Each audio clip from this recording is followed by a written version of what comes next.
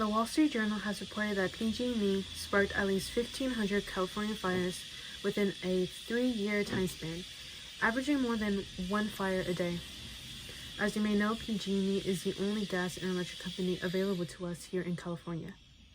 With this electric utility monopoly, it feels wrong that this company is still operating and providing us energy.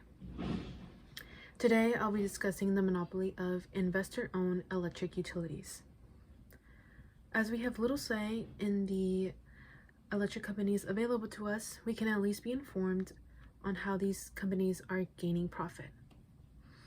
According to an article by Laura Feinstein and Eric DePlace on the Sightline Institute website from June 2nd, 2020, a utility has little incentive to spend money on upkeep, but it does have a built-in incentive to buy new assets, meaning the more infrastructure it builds, the more profits it can generate.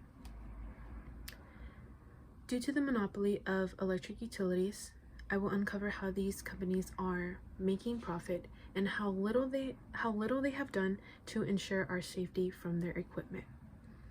To do so, I will be discussing these topics: the process of which these companies are making money, specifically through new infrastructure, the company's construction of questionable infrastructure, and lastly, the disasters caused by PG&E's poor maintenance. To ensure that there is a cap on how much money these companies can make, government regulations are made. As explained by an article by J.C. Kibbe on the National Resources Defense Council website from January 20th, 2021, it is said by law that these utility companies must provide adequate, efficient, reliable, environmentally safe, and least cost public utility services. While this might sound great, it is flawed. Let me explain the profit-making process. First, the electric company proposes their spending. Second, the regulators review and approve of their spending. Third, the electric utilities retrieve their spent money from their customers. It is within this spending, the first step, that there are two types of expenses: operating expenses and capital expenses. Operating expenses accounts for the cost to keep the business going, such as employee salaries. Capital expenses deals with the physical infrastructure on the electric grid, such as the wires, poles, substations, and etc. Capital expenses is where these companies can gain profit, since not only can they regain their invested money, but they also keep an X percentage as profit. With better understanding of the process of making money off of physical infrastructure, I will now cover the electric company's projects of building questionable infrastructure. As I said before, more infrastructure equals more profit. Due to this, electric utilities all over the US make plans for new construction. One large scandal of constructed infrastructure is the SCE&G's project of building 2 nuclear reactors. As clarified by Acting U.S. Attorney DeHart from a report released on October 7th, 2021 from the U.S. Department of Justice website, there is an $11 billion nuclear ghost town paid for by Scana investors and customers that now sits vacant in Jenkinsville, South Carolina. Can you imagine being one of those customers that paid more than $2 billion for a project that never generated power?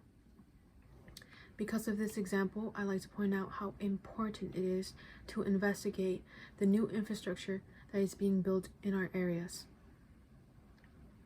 Moreover, who else is going to explain why our PG&E bills are rising other than the excuse of us using more energy? Now, with better understanding how these electric monopolies can just build questionable infrastructure if they just choose to, I will share the disasters PG&E has induced with their lack of maintenance.